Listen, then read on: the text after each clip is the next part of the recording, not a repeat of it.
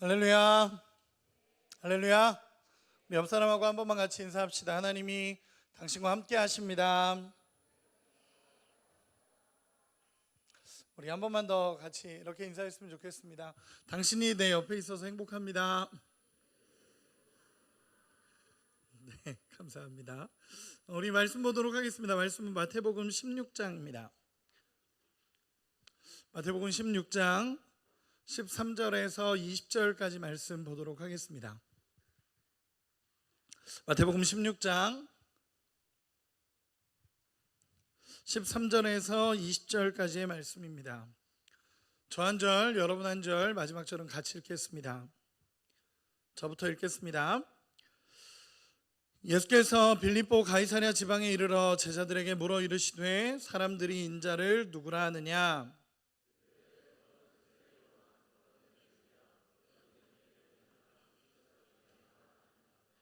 이르시되 너희는 나를 누구라 하느냐?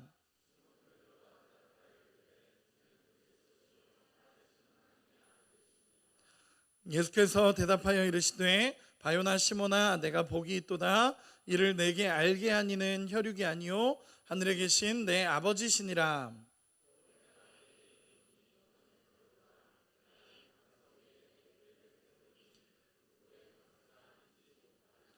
내가 천국 열쇠를 내게 주리니 네가 땅에서 무엇이든지 매면 하늘에서도 매일 것이요 내가 땅에서 무엇이든지 풀면 하늘에서도 풀리리라 하시고 이에 제자들에게 경고하사 자기가 그리스도인 것을 아무에게도 이르지 말라 하시니라. 아멘. 네, 이거 선풍기 꺼주셔도 괜찮을 것 같아요. 괜찮을 것 같아요.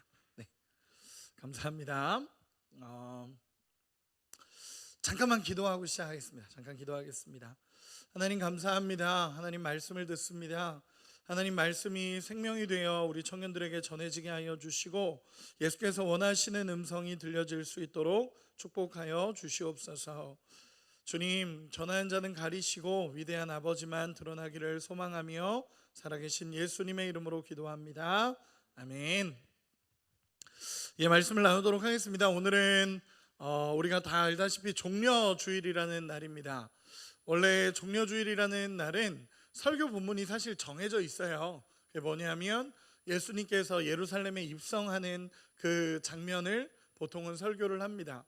저도 어제 오전까지만 해도 그 설교를 계속 준비하다가 급하게 바꿨어요. 그래서 대예배 주보 본문이랑 저희 예배 주보 본문이랑 좀 다르게 적혀져 있습니다. 저는 어제까지 설교를 이렇게 준비하다가 오늘 본문을 바꾸면서 정말 십자가를 지기 위한 준비가 우리 안에 있으면 좋겠다라는 생각으로 오늘 말씀을 나누고자 합니다. 왜냐하면 예수님께서 마태복음 오늘 본문을 중심으로 예수님이 오늘 본문 이후에 십자가를 이야기하기 시작합니다. 21절에 보면 이렇게 기록이 됩니다. 이때로부터 예수 그리스도께서 자기가 예루살렘에 올라가 장로들과 대제사장들과 서기관들에게 많은 고난을 받고 죽임을 당하고 제3일에 살아나야 할 것을 제자들에게 비로소 나타내시니 라고 기록을 합니다. 쉽게 표현해서 뭐냐면 예수님께서 비로소 십자가를 이야기하기 시작한 시점이 지금이라는 것입니다. 오늘 본문 이후부터 예수님께서 십자가를 비로소 이제야 십자가를 이야기하기 시작합니다. 저희가 한 주 동안 십자가에 대해서 예수님에 대해서 묵상하는 시간들을 가질 거거든요. 저희 전체 청년들에게 저희 청년부 교역자들이 영상을 만들어서 제공하면서 한 주 동안 이제 예수님의 고난에 대해서 그리고 부활에 대해서 묵상을 하려고 합니다. 그러기 위해서 오늘 이 본문을 먼저 여러분과 나누고 싶었어요. 뭐냐면 예수님이 이 본문 이후에 십자가를 이야기하기 시작합니다. 쉽게 표현해서 예수님이 이 본문, 이 고백을 들은 이후부터 십자가를 이야기하기 시작합니다. 그러면 우리에게도 이 고백이 있어야 오늘 본문과 같은 고백이 있을 때 진짜 예수 그리스도의 십자가를 따라갈 수 있다는 것입니다. 그래서 오늘 이 말씀을 같이 나눴으면 좋겠습니다. 여러분, 예수님께서 이 땅에 오신 목적은 십자가와 부활을 통해서 우리를 구원하시기 위한 분명한 목적이 있으셨습니다. 그리고 또 하나의 목적은 뭐였냐면 예수님께서 공생애를 사시는 동안에 3년 반이라는 시간 동안에 예수님께서 제자들을 훈련시키셨습니다. 제자들 12명의 제자들을 이렇게 훈련시켜 가시면서 이 제자들을 계속적으로 훈련시키며 그들과 함께 살아가며 예수님의 말씀도 가르치시고 예수님께 함께 기도하기도 하고 하나님의 말씀을 같이 나누기도 하면서 예수님께서 3년 반 동안 이 제자들을 계속적으로 교육시켜 오셨습니다. 이유는 하나입니다. 예수님께서 나중에 이 땅을 떠나게 되실 텐데 이 땅을 떠났을 때 복음의 증인들, 예수 그리스도의 증인들로 그들을 세우기 위해서 예수님께서는 12제자를 계속적으로 훈련시키셨습니다. 이 훈련이 끝날 때쯤에 일어난 일입니다. 이 훈련의 마지막쯤에 일어난 일이 오늘의 본문입니다. 예수님께서 3년 반 동안 제자들을 이렇게 이끌고 다니시면서 제자 훈련을 시켰습니다. 여러분, 제자들 입장에서 얼마나 좋았을까요? 예수님의 말씀을 듣고 예수님의 음성을 듣고 예수님의 훈련을 받고 예수님께서 원하시는 뜻을 이루어 가시면서 그 놀라운 현장들을 보는 겁니다. 앉은뱅이가 일어나고 눈먼 자가 눈을 뜨고 죽은 자가 살아나고 또 예수님의 직접적인 말씀을 들으면서 정말 감격하면서 그 시간들을 보냈을 겁니다. 그런데 오늘 성경 본문을 보다 보면요, 어느 시점부터 제자들에게 욕심이 들어오기 시작합니다. 어느 시점부터 갑자기 제자들에게 욕심이 탁 들어오기 시작합니다. 예수님을 따라다녀 봤더니 사람들이 예수님을 쫓아다니는 겁니다. 그리고 사람들이 예수님을 이렇게 몰려다니기 시작하고 예수님을 왕으로 세우고자 하는 이야기들이 계속적으로 나오기 시작합니다. 그러자 제자들에게서 어떤 욕심들이 튀어나오냐면, 와, 예수님 이러다가 왕이 되실 텐데, 예수님 이러다 왕이 되겠는데 라는 게 올라오기 시작합니다. 그러면서 어떤 제자는 그러죠. 나는 예수님의 오른편에 설 거야. 예수님이 왕이 된다면 나는 예수님의 오른쪽에 앉을 거야. 난 예수님의 왼쪽에 앉을 거야. 난 예수님이 베드로 같은 경우는 내가 예수님의 수제자니까 다른 사람들은 다 떠나도 나는 안 떠난다라고 고백할 수 있었던 그 베드로, 엄청난 자부심이 있었죠. 수제자라는. 여러분, 그런 사람들의 마음에 욕심이 올라오기 시작합니다. 예수님이 이렇게 기적을 일으키시고 훈련을 시켜 가시다 보니까 그들의 마음에 자기도 모르는 욕심들이 나오면서 명예가 생기기 시작하고, 내가 예수님과 함께하면 예수님 왕이 되실 텐데 난 이런 자리에 앉을 거야, 난 이런 자리에 앉을 거야 하면서 그들이 다투기 시작합니다. 결정적이었던 건 오병이어였을 거예요. 왜냐하면 사람들도 그 사건을 겪고 나서 예수님을 왕으로 세우려고 했으니까. 여러분, 그 말도 안 되는 오병이어의 현장이 일어난 거예요. 현장이 일어나자 이 제자들 마음에 올라오기 시작합니다. 욕심이. 예수님이 분명히 왕이 되실 거고 이분이 왕이 되시면 뭔가 대단한 일이 일어날 거야. 그러면 내가 오른쪽에 설 거고 너가 왼쪽에 설 거고 나는 이런 일을 감당할 거고 우리 제자들은 얼마나 위대한 일들을 할까라고 하면서 그들에게 욕심과 명예가 올라오기 시작합니다. 그리고 오늘 본문으로 이어져 가는데 예수님이 이 제자들을 데리고 가이사랴 빌립보라는 지역으로 가십니다. 마태복음 16장에 보면 예수님이 제자들을 이끌고 가이사랴 빌립보라는 지역으로 들어가십니다. 여기는 이 가이사랴 빌립보라는 이 지역은 굉장히 중요한 장소입니다. 성경을 연구하는 사람들은 이 가이사랴 빌립보에 대해서 굉장히 많이 연구를 합니다. 왜냐하면 이 가이사랴 빌립보라는 이 지역은 두 왕의 이름이 합쳐진 도시입니다. 가이사랴라는 것은 로마의 황제의 이름이 붙은 도시고, 빌립보라는 것은 그 당시 분봉 왕이었던 헤롯 필립에 대해서 이 이름이 붙은 겁니다. 그럼 두 왕의 이름이 붙은 도시, 여러분 어떨 것 같습니까? 두 왕의 이름이 붙은 도시입니다. 가장 왕의 이름을 걸고 제대로 만든 도시입니다. 왕의 이름을 걸고 제대로 만들어 놨고 가장 화려한 건축물과 가장 위대하게 만든 도시입니다. 즉, 이 황제의 이름을 걸고 만든 도시입니다. 여기는 황제의 이름을 걸고 만든 도시야. 여기는 로마 황제 그리고 헤롯이라는 분봉 왕의 이름을 걸고 만든 도시라는 걸 분명하게 세운 겁니다. 어떤 기록에 의하면 들어가는 문이 황금으로 되어 있었다라고 표현을 합니다. 그 정도로 이 헤롯 필립과 가이사랴라는 로마 황제의 이름을 가지고 만든 도시, 가이사랴 빌립보라는 지역이었습니다. 쉽게 얘기해서 황제의 힘과 권력을 나타내도록 만든 건축물, 그리고 로마 황제를 숭배하는 신전을 만들어 놓고 분양하게 했던 곳, 바알을 섬겼고 바알은 풍요의 신입니다. 그렇기 때문에 엄청나게 부유한 도시였고 혼탁한 가치가 다 모여 있는 도시였습니다. 또 로마의 최고 기술과 건축술을 가지고 세운 도시고, 모든 로마의 놀라운 것들이 집합해 있는 장소가 가이사랴 빌립보라는 지역입니다. 여러분, 이 도시를 그냥 쉽게 얘기하면 세상의 온갖 가치관이 다 모여 있는 곳입니다. 세상의 가치관들이 다 모여 있는 곳. 여기 가면 돈이 최고입니다.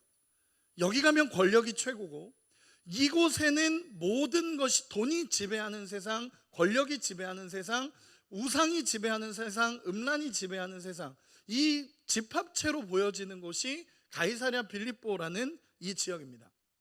이 지역 사람들은요, 자신들이 굉장히 프라이드가 있습니다. 왜냐하면 황제의 도시에 사는 사람들, 나는 황제의 도시에 살고 있고, 나는 굉장히 좋은 도시에 살고 있고, 나는 누구보다도 떵떵거리면서 살 수 있는 환경 속에 머물러 있다라는 그 엄청난 프라이드가 그들에게 있었습니다. 그러다 보니까 로마 황제도 너희가 돈을 잘 벌면, 너희가 제대로 살 수 있는 곳을 내가 만들어 주겠다.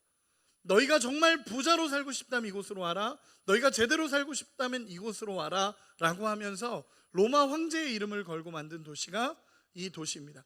죄송한데 뒤에 문 좀 열어주시겠어요? 조금 더운 것 같아서 좀만 열어주세요. 모든 가치관을 모아놓은 도시입니다. 그 도시의 사람들은요, 다른 사람들은요, 이 도시를 보면서 야, 나도 돈을 많이 벌어서 저기 가서 살 거야, 나도 뭔가 명예가 있어서 저 도시에 가서 살 거야 라는 게 그들의 지배적인 마음들이었습니다. 그런데 예수님께서 제자 훈련의 마지막쯤에 가서 이 도시로 제자들을 데리고 가신 겁니다. 이 도시로 예수님은 제자들을 데리고 가십니다. 여러분 한번 생각해 보시기 바랍니다. 여러분, 제자들의 옷차림이 어땠을까요? 어땠을 것 같아요? 거지한테 감사합니다 주세요. 거지였습니다. 거지. 쉽게 얘기해서 제자들의 옷차림도 거지였고, 예수님도 두벌옷을 가지지 않는다라고 얘기하셨습니다. 거지들을 데리고 거지 왕초가 이렇게 끌고 가는 느낌으로 예수님께서 제자들을 데리고 13명의 거지가 그 도시에 들어간 겁니다. 여러분, 일단 기본적으로 딱 들어가는 순간에 사람들이 쳐다보기 시작했을 겁니다. 여러분, 우리나라에서 제일 좋은 백화점이 뭐죠? 잘 모르겠습니다. 어쨌든 엄청 좋은 백화점에 13명의 누더기 옷을 입은 사람들이 들어갔다면 완전 시선 집중이겠죠. 모든 사람들이 그 사람들을 보기 시작했을 거고, 사람들의 시선이 막 들어가기 시작했을 겁니다. 여러분, 제자들이 어떤 느낌이었을까요? 굉장히 부끄러웠을 것 같습니다. 사람들이 쳐다보고, 여러분 모두가 거지일 땐 괜찮아요. 그렇죠? 다 거질 땐 괜찮아요. 그 가이사랴 빌립보라는 지역 말고 갈릴리 지역으로 다닐 때는 여러분 그 당시 사람들의 80%가 오늘 먹으면 내일 먹을 것을 걱정했던 사람들이라고 얘기합니다. 그러면 모두가 거지일 땐 괜찮아요. 다 거지일 때는 진짜 괜찮아요. 그런데 나만 거지일 땐 문제예요. 다른 사람들은 다 잘 사는데 나는 안 되는 거예요. 지금 이 현실이 이 제자들의 현실입니다. 이 제자들을 끌고 예수님께서 가셔서, 제자들을 끌고 가셔서 그 현장에서 이 놀라운 가치관, 세상에 그렇게 위대한 것들을 다 보이면서 예수님이 그 제자들을 데리고 그 자리에 갑니다. 여러분, 제자들이 원했던 게 그런 것들이에요. 제자들은 명예를 원했고 돈을 원했고 어느 순간부터 그런 걸 원했어요. 그런데 지금의 현실은 아무것도 없는 거예요. 그 13명의 거지 같은 사람들이 거기에 들어가서 느끼는 감정이 어땠을까요? 저 같았으면 예수님한테 빨리 가자 그랬을 것 같아요.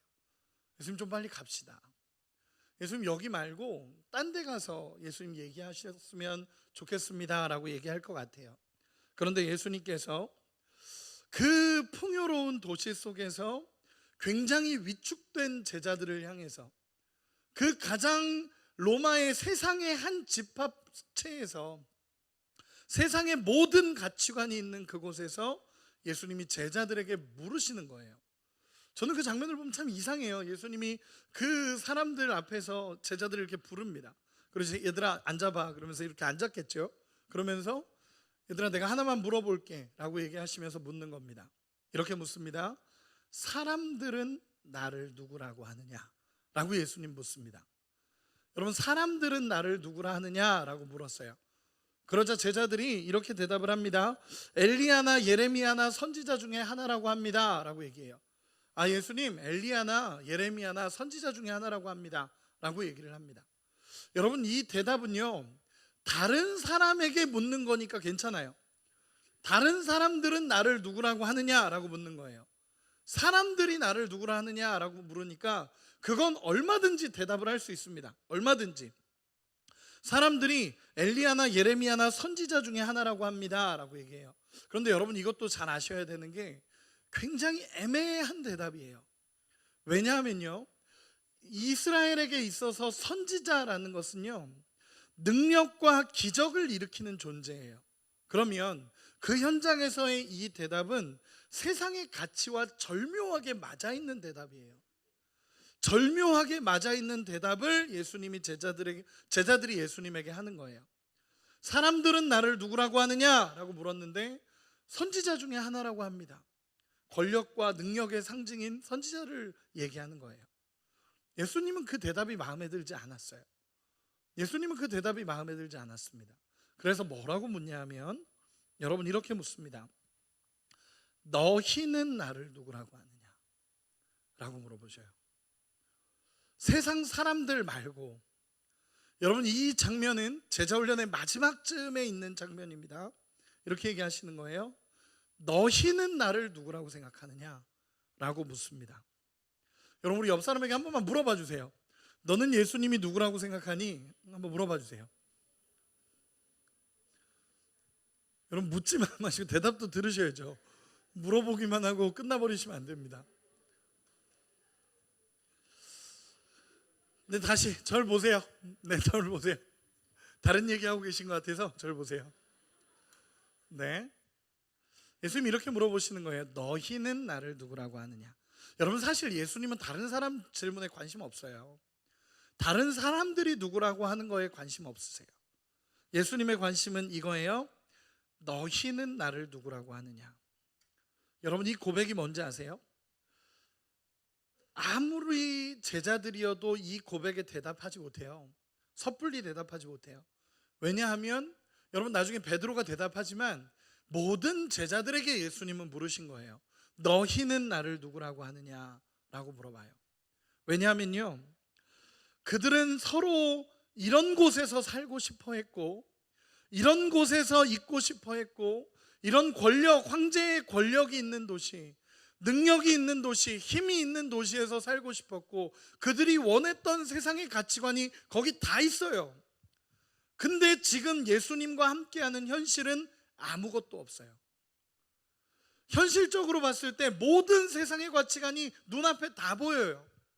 그런데 예수님과 함께하고 있는 이들에게는 아무것도 없는 거예요. 아무것도 주어지지 않은 거예요. 예수님 3년 반이나 쫓아다녔고 예수님과 함께 했어요. 기적도 받고 너무너무 행복한 시간이었죠. 그런데 어느 순간 그들에게 올라온 욕심들이 있었고 예수님은 그걸 알고 계셨어요. 그리고 마지막으로 와서 이 자리에서 예수님 물으시는 거예요. 사람들이 누구라 하느냐? 상관없어요. 예수님이 집중시키는 건 뭐냐면 그 제자들이에요. 너희는 나를 누구라고 생각하느냐라고 묻습니다. 여러분, 자기 모습이 보이는 거예요. 그동안 보지 못했던 내 모습이 보이는 거예요. 여러분, 오늘 담임 목사님께서 말씀 전하실 때 그런 예화를 드셨어요. 곡선인데 직선이 있으니까 곡선이 내가 휘어졌구나 라는 걸 아는 것처럼 기준이 있으면 그 기준에서 내가 벗어났다라는 걸 아는 거예요. 여러분, 제자들이요, 평소에는 몰랐어요. 평소에는 내가 욕심이 있는지, 내가 어떤 삶을 살고 있는지 그냥 예수님하고 있는 게 좋은 거예요. 다 같이 거지일 때는 아무것도 느껴지지 않아요. 그냥 똑같이 그렇게 사니까. 그런데 진짜 자기들이 원했던, 그 욕심껏 원했던 그 세상의 모든 가치관 속에 예수님이 계시고 우리는 아무것도 누리지 못하고 있는 그 현실 속에 예수님이 정확히 물어보는 거예요. 너희는 나를 누구라고 생각하느냐? 라고 묻습니다. 여러분, 우리 한 구절만 읽어보도록 하겠습니다. 마태복음 16장 16절입니다. 우리가 정말 잘 아는 대답이죠. 우리 같이 한번 읽겠습니다. 시작. 시몬 베드로가 대답하여 이르되, 아멘. 여러분 잘 들어보세요. 예수님이 이 고백을 들으시고 이렇게 행복해 하신 적이 없어요. 여러분, 베드로의 이 고백을 듣고 예수님이 이렇게까지 베드로한테 행복했던 적이 없어요. 베드로 맨날 혼났거든요. 베드로를 보면 맨날 예수님한테 혼나고 막 예수님한테 잘못했다 또 혼나고 막 이런 캐릭터가 베드로예요. 근데 예수님이 베드로를 보면서 이 고백은 너가 한 게 아니라 하나님이 너에게 주신 고백이다. 이걸 알게 하니는 네가 아니, 네 혈육도 아니고 하늘에 계신 내 아버지가 너의 이 고백을 알게 했다라고 얘기해요. 여러분, 베드로의 고백을 한번 살펴볼게요. 뭐냐면 주는 그리스도시라는 거예요. 여러분, 주는 그리스도시라는 이 고백은요, 그리스도라는 단어는 헬라어로 크리스토스라는 고백이거든요. 이 헬라어로 크리스토스라는 고백은 기름 부음을 받은 자, 즉 메시아라는 고백이에요. 여러분, 베드로의 고백이 이거예요. 예수님, 세상의 가치가 내 안에 없어도, 내가 원했던 것들이 내 안에 주어지지 않았다 할지라도, 지금 당장 눈에 보이는 축복이 내 안에 없었어도 주님은 나의 메시아이며, 내가 본 주님은 모든 죄에서 구원할 자, 내가 본 주님은 모든 문제를 해결할 수 있는 유일한 하나님의 아들이십니다 라고 고백하는 거예요. 여러분, 이 고백에 믿음이 여러분들에게 있기를 소망합니다. 다른 제자들이 대답을 못해요. 머뭇머뭇 거렸을 거예요. 근데 이 베드로가 그 안에서 이야기하는 거예요. 나 예수님 3년 반을 쫓아다녔지만 다 보이지 않아요. 눈에 보이는 세상적인 가치, 세상이 자랑하는 것들로 체험받지 못하고 비록 초라한 이 모습일지 몰라도 나는 여전히 예수님을 메시아 하나님의 아들로 고백합니다 라고 예수님 물으시는 거예요. 예수님께 대답하는 거예요. 여러분, 예수님의 질문을 잘 생각해 보세요. 너희는 나를 누구라고 생각하느냐? 이 질문은요, 지금 이 세대를 살아가고 있는 우리에게도 동일하게 던져지는 질문이에요.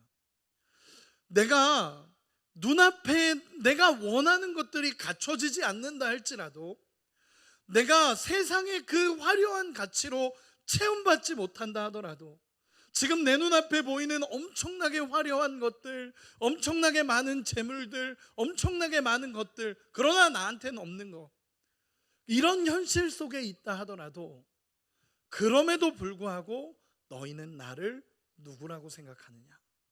라고 물으시는 거예요. 여러분, 어떤 마음이십니까? 많은 사람들이 이야기하죠. 예수 믿는데 왜 힘들죠? 왜 더 어려운 것 같죠? 왜 승진이 안 되죠? 왜 힘든 일이 내 안에 자꾸 일어나죠? 여러분, 베드로의 고백은요, 그럼에도 불구하고예요. 그럼에도 불구하고 예수님, 당신도 초라하고 우리도 초라합니다. 예수님을 쫓아다녔지만 돈 한 푼 생기지 않았고 세상적으로 편해진 것 없습니다. 세상의 논리가 판치는 이 중앙에서 3년 반을 예수님을 쫓아다녀봤지만 그런 건 내 안에 주어지지 않았습니다. 그러나 내가 예수님을 바라보며 3년 반을 쫓아다닌 결과 내가 본 예수님은 메시아시고 하나님의 아들이십니다 라는 고백이에요. 여러분, 진정한 하나님 앞에서의 고백입니다. 예수님이 지금 이 고백을 원하시는 거예요. 그리고 이 고백 이후에 예수님이 십자가를 얘기하시기 시작해요. 여러분, 이 고백 위에 십자가를 얘기하기 시작해요. 여러분, 진짜 예수 그리스도의 십자가를 따라갈 수 있는 사람이 누군 줄 아세요? 그럼에도 불구하고 예수님은 나의 메시아입니다라는 고백 위에 예수님의 십자가를 따라갈 수 있어요. 여러분, 이 고백을 할 수 있는 여러분이 되시기를 소망합니다. 그런 은혜가 여러분들에게 있기를 소망합니다. 여러분, 이러한 고백이 있을 때 때가 되면 하나님이 이끌어 가시고, 때가 되면 채워 가시고, 때가 되면 하나님의 역사가 일어나는 거예요. 이 고백 위에 하나님이 세워 가시는 거고, 이 고백이 있을 때 예수 그리스도의 십자가의 은혜가 우리 가운데 주어지는 것입니다. 여러분, 저는 이렇게 물어보고 싶어요. 오늘 우리에게도 예수님은 동일한 음성으로 우리에게 주어집니다. 여러분, 일상을 살다 보면 신앙이 서서히 식어가는 걸 때로는 느끼지 않으십니까? 또 어느 순간인가 내 모습이 딱딱하게 굳어있는 것처럼 느껴질 때도 있지 않으십니까? 그러면 보통 막 사람들이 얘기하는 건 일상이 바쁘고, 나는 이게 바쁘고, 이런 것들 때문에, 다른 사람 때문에 이렇게 어렵고 힘들다라고 얘기하는 경우도 많아요. 사람 때문이라고 얘기하고 환경 때문이라고 얘기합니다. 저도 이제 청년들을 자주 만나잖아요. 자주 만나다 보면 청년들에게 너의 그 뜨거웠던 시절은 언제니? 라고 물어볼 때도 있고, 함께 이야기하면서 그럼에도 예수님을 쫓아가니? 라고 물어볼 때도 있어요. 근데 어떤 청년들은 그런 얘기를 합니다. 목사님, 시간이 없어서 잘 안 돼요. 이런 게 힘들어요. 열정이 사라진 것 같아요. 사람 때문에 안 돼요. 라는 얘기합니다. 그럼 이렇게 한 번만 저는 물어보고 싶어요. 진지하게 이렇게 한번 물어보고 싶습니다. 정직하게 물어보고 싶어요. 최근에 하나님을 간절히 찾은 적은 언제이십니까? 최근에 진짜 내 하나님을 간절히 찾았던 적이 언제이십니까? 우리는 상황에서 찾고 환경에서 찾는지 모르지만 성경은 정확한 이유와 원인을 얘기해요. 뭐냐면 생수의 근원이 되시는 하나님과 멀어졌기 때문이라고 얘기해요.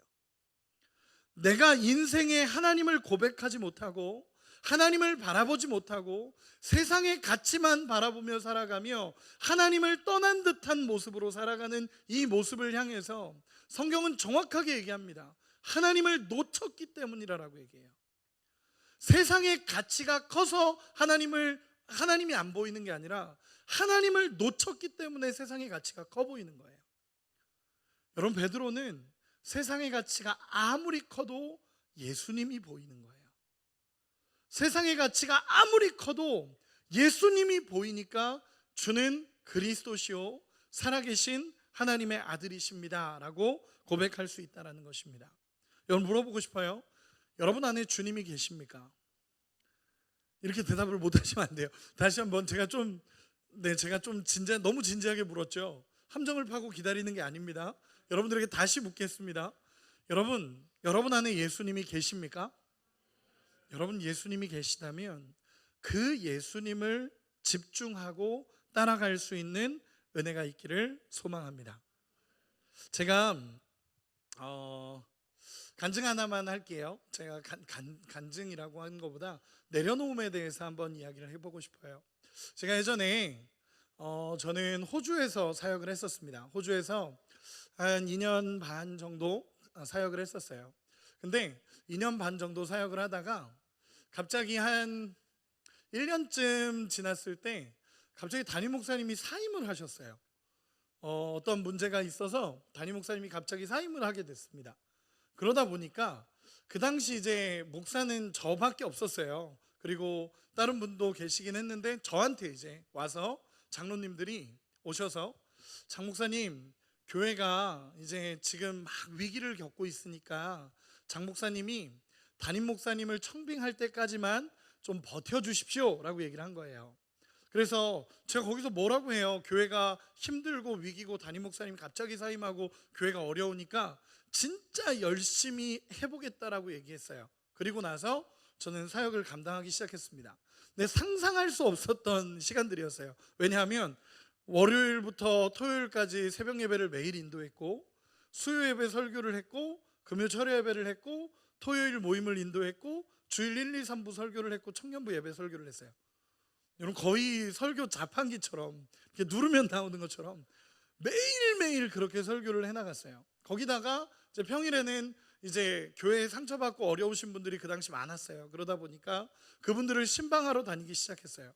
신방하러 다니면서 만나고 이야기하고 그분들 얘기 들어주고 집에 와서는 밤새 설교 준비하고 그렇게 시간을 보냈어요. 여러분, 그렇게 시간을 보내면 어떨 것 같으세요? 쉽지 않은 시간들이었어요. 그런데 제 마음에 참 감사했던 거는 그 시간이 참 행복했어요. 제가 진짜로 지금에 와서 고백할 수 있는 것은 참 행복하게 사역했었어요. 너무 설교 말씀이 그때 정말 저한테 꿀송이처럼 달게 느껴지고 말씀을 준비하면서 참 행복했던 것 같아요. 그 시간들을 이렇게 보냈습니다. 그러다 보니까 어느 날 이렇게 1년 정도 이렇게 담임 목사님 청빙위원회가 구성이 되고 이렇게 진행이 되고 있었는데, 어느 날 장로님들이 찾아오셨어요. 저를 장로님들이 찾아오셨습니다. 그래서 저한테 뭐라고 얘기하셨냐면, 장 목사님, 저희가 장 목사님을 이렇게 보는데 저희 교회 담임 목사님으로 장 목사님을 모시고 싶습니다 라고 얘기하셨어요. 여러분, 놀랍지 않으세요? 저만 놀랍네요. 저는 엄청 놀랐어요. 저는 엄청 놀랐어요, 정말로. 왜냐하면 그 당시 제가 32살이었어요. 제가 32살이었고 31살인가 32살이었고 제가 심우했던 교회는 호주 시드니에서는 가장 큰 한인 선결교회였어요. 그러다 보니까 저한테 이제 이렇게 얘기하시는 게 너무 놀랬죠. 그래서 처음에는 아이, 장난치지 마세요, 장로님. 워낙 장난을 많이 치시던 장로님이셔서 아이, 장난치지 마세요 그러고 지나갔는데, 일주일 정도 있다가 이번엔 장로님들이 다 같이 오셨어요. 그러셔서 저한테 장 목사님, 저희 교회 담임 목사가 되어 주십시오 라고 얘기했어요. 그러면서 저한테 한 달의 시간을 드리겠습니다 라고 얘기했어요. 제가 만약에 한 달이 아니었으면 했을 거예요. 아마 한 달이 아니었으면 했을 거예요. 근데 제가 너무 좋았어요. 너무 행복했고 너무 좋았어요. 너무 좋아서, 와, 이런 일이 나한테 일어나는구나, 하나님께서 진짜 내 길을 여시는구나 라는 마음이 너무 큰 거예요. 그래서 하나님 앞에 가서 기도하는데 막 기쁨이 있고 감격이 있고, 막 하나님 정말 저한테 이런 일을 이루어 주셔서 감사합니다 라고 고백했어요. 일주일 정도 지났는데 하나님의 음성이 제 마음에 이렇게 들리는 거예요. 처음에 막 혼자 즐거워할 때는 음성이 들리지 않았어요. 근데 하나님의 음성이 들리는데 뭐라고 얘기하시냐면, 진명아, 그 자리 너 자리 아니야 라는 거예요. 진명아, 그 자리 너 자리 아니야 라고 얘기하시는 거예요. 외면했어요. 처음에는 잘못 들은 거야. 이건 이럴 리가 없어. 하나님은 이럴 리가 없어. 그러면 잘못 들은 거야 라고 생각을 했어요. 그리고 2주가 지나가고 3주차가 됐는데 또다시 기도하는데, 사실 2주차에 그 말씀이 들리고 나서 기도하지 않았어요. 왜냐하면 또 잘못 들을까 봐 기도하지 않았어요. 그리고 나서 3주차에 다시 하나님 앞에, 그날은 이제 일주일 동안 작정하며 기도하면서 하나님 앞에 정말 하루하루 금식하면서 기도했어요. 근데 하나님이 또 들리시는 거예요. 진명아, 그 자리 너 자리 아니야. 너 자리 아니라는 거예요. 너무 놀랐어요. 왜요, 하나님? 제 주변의 모든 사람들이 너한테 기회라 그랬어요. 제 주변에 정말 모든 사람들이 진명아, 기회야, 너한테 기회야 라고 얘기했어요. 근데 제가 기도하면 아닌 거예요. 기도하면 하나님이 아니라는 거예요. 여러분, 그거 어떻게 해야 돼요? 제가 그때 저를 가르쳐 주시는 교수님한테 연락을 해서 교수님한테 여쭤봤어요. 교수님, 어떻게 하면 좋을까요? 교수님이 처음에 너무 좋은 기회라고 하라고. 그랬다가 몇 시간 있다 전화 와서 기도는 해봐야겠다 라고 얘기하시는 거예요. 그러면서 진명아, 나는 기도하는데 잘 모르겠다 라고 얘기하시는 거예요. 저도 기도하는데 잘 모르겠는 거예요. 이제 그 디데이예요. 얘기를 해야 되는 디데이인 날, 전날까지 하나님 앞에 기도했어요. 하나님, 나 할 거예요. 하나님, 나 할 거예요. 하나님, 말리지 마세요. 나 할 거예요. 나 진짜예요. 할 거예요. 왜냐하면 저는 그때 당시에 나이도 젊었고, 그리고 거기에 있으면 호주에서 환경도 열릴 거고, 그리고 살아갈 수 있는 아이들한테도 너무 좋은 거고, 모든 게 좋은 거예요. 모든 게 저한테는, 제가 그 당시 느끼기에는 모든 게 좋은 거예요. 그래서 하나님, 저 할 거예요. 진짜 할 거예요. 근데 기도할 때마다 아니라는 거예요. 제가 장로님들을 만났어요. 그날 디데이 날 장로님을 만났는데 장로님한테 그렇게 얘기했어요. 장로님, 정말 하고 싶은데 하나님이 아니래요. 하나님이 아니래요. 근데 장로님이 당황해 하시는 거예요. 진짜요? 그래서 예, 장로님, 제가 정말 하고 싶어서 하나님한테 하고 싶다고 기도하는데 하나님이 아니래요. 장로님, 저는 담임 목사님 청빙하시고 나서 저는 한국으로 들어가겠습니다. 그렇게 얘기하고 한 달을 울었어요. 한 달을 울었어요. 속상해서. 왜 하나님은 아닙니까? 하나님, 저한테 참 좋은 시간 아니겠습니까? 하나님, 정말 제 눈에 봤을 때는 너무 좋고 너무 행복하고 제가 원했던 삶을 살 수 있었고 그 젊은 나이에 하나님께서 이렇게 쓰시면 저 얼마나 좋겠습니까? 근데 하나님이 아니라는 거예요. 그때 제가 처음으로 진지한 내려놓음이라는 걸 배웠어요. 하나님한테. 지금 방송 나가도 돼요. 왜냐하면 진짜니까 나가도 돼요.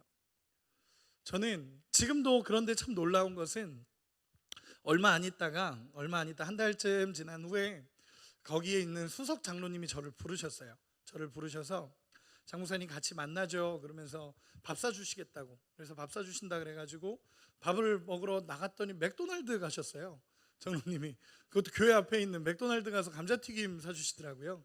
그래서 장로님 되게 부자시거든요. 근데 되게 부자세요. 호주의 한인 랭킹 1위세요. 근데 감자튀김을 사주시는 거예요. 그래서 장로님 왜요? 그랬더니 장로님이 웃으면서 이렇게 먹으면서 목사님 감사해요 라고 얘기하시더라고요. 그래서 왜요? 그랬더니 그렇게 하나님의 음성을 듣고 기도할 수 있는 목사님이어서 감사해요 라고 얘기해 주셨어요.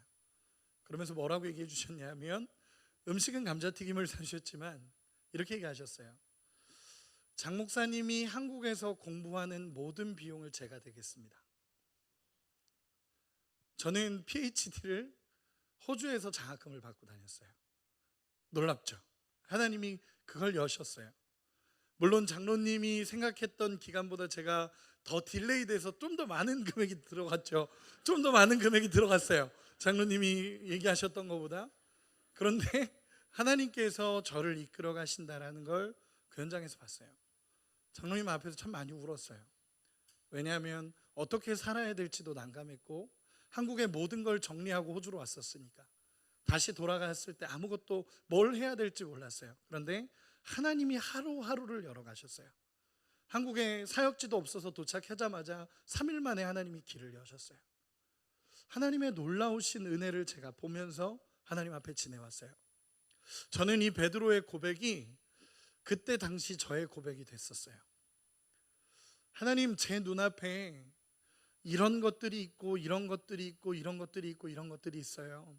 그런데 하나님, 그럼에도 불구하고 예수님은 나의 주인이시요 나의 하나님이십니다. 제 뜻이 아니라 하나님이 원하시는 대로 선택하겠습니다. 여러분, 그 하나님 앞에서의 고백 위에 하나님은 십자가를 얘기하셔요. 내가 할 수 없다라고 느껴지는 그 고백 위에 내가 그럼에도 불구하고 예수님은 나의 주인이십니다. 예수님은 나의 하나님이십니다. 예수님이 나의 전부이시고 그분이 나의 죄를 위하여 죽으신 구원자이시며 모든 문제 해결이 예수께 있습니다라고 믿음으로 결단하고 가는 자들 위해 하나님께서 이끌어 가시는 놀라운 역사가 일어나기 시작합니다. 저는요, 요즘 청년들에게 그런 얘기를 해요. 예수님이 그 행하신 일에 합당한 영광을 받으셨으면 좋겠다라고 고백해요. 예수님이 그 놀라운 일에, 예수님이 하신 그 놀라운 일에 맞는 합당한 영광을 받으셨으면 좋겠어요. 그냥 값싼 은혜처럼 내가 거저받았으니까 그렇게 그냥 표현하는 게 아니라 내가 어떤 사랑을 받았고 어떤 은혜를 받았는지를 알고 그 일에 합당한 영광을 예수님이 좀 받으셨으면 좋겠어요. 여러분, 예수님을 함부로 하지 마세요. 예수님을 함부로 대하지 마시고 그럼에도 불구하고 예수님이 나의 전부이시며 예수님이 나의 모든 것이라고 고백한다면 그 예수님께서 우리의 인생을 이끌어 가십니다. 말씀을 정리하겠습니다. 이 신앙의 고백 위에 예수님은 교회를 세워 가십니다. 예수님은 주는 그리스도시요 살아계신 하나님의 아들이십니다 라는 이 고백 위에 예수님이 교회를 세우시기 시작합니다. 그리고 드디어 십자가를 배울 수 있는 시간이라고 예수님 말씀하시며 이 고백 이후로부터 예수님은 십자가를 이야기하기 시작합니다. 얘들아, 내가 십자가를 질 거야. 얘들아, 내가 3일 죽고 3일 만에 살아나게 될 거야 라고 예수님이 그제서야 이야기하기 시작합니다. 여러분, 십자가는 아무나 질 수 있는 게 아닙니다. 마음은 원이지만 그 과정에 이르지 못하면 결국 주저앉는 게 그 길입니다. 여러분, 예수님이 오늘도 우리에게 말씀하십니다. 너희는 나를 누구라고 생각하느냐 라고 묻습니다. 여러분, 예수 믿는 사람은 세상에 살지만 세상과는 다른 사람들입니다. 그 다름이 그리스도인이 세상에 얽매이지 않고 살아가는 힘입니다.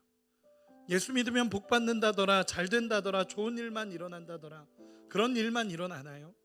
아니죠. 세상에서 실패하기도 하고 때로는 무너지기도 합니다.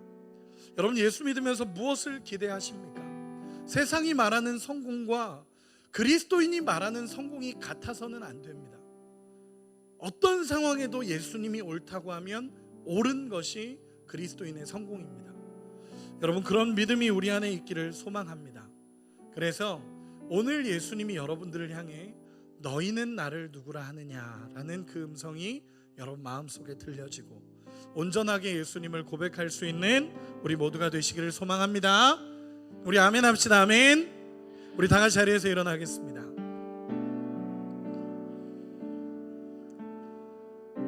우리 이 시간에 같이 찬양하고 기도하겠습니다. 여러분, 우리 주님을 고백하기 원합니다. 베드로도 주는 그리스도시요 살아계신 하나님의 아들이십니다 라고 고백한 이후에도 여전히 베드로는 무너졌습니다. 여전히 베드로는 또 무너지고 또 무너지고 또 무너졌지만 그 베드로의 진심을 담은 이 고백 위에서 베드로는 또다시 회복하고 또다시 회복하고 또다시 일어섭니다. 우리 안에도 예수님을 향한 나의 고백이 있기를 소망합니다.